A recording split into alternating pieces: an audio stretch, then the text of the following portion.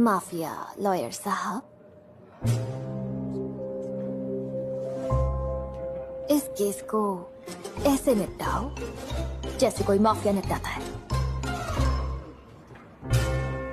मैं माफिया के साथ नहीं हूँ। मेरे सामने नाटक मत करो, मैं और अनजान बनकर नहीं रह सकती। एक्चुअली मैं ये कह रहा था